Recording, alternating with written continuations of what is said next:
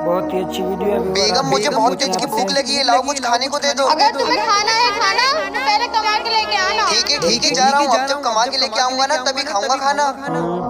अरे यार बिना कमाई के तो बीवी भी खाना नहीं दे रही है। अब मैं ऐसा क्या करूँ जिससे मैं पैसा कमा सकूं? अरे ये तो शुएब है, इससे पूछता हूँ पैसे कमाने की तरकीब।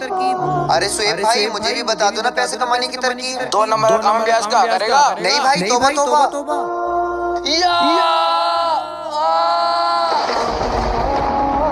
कोई है, मुझे बचाओ।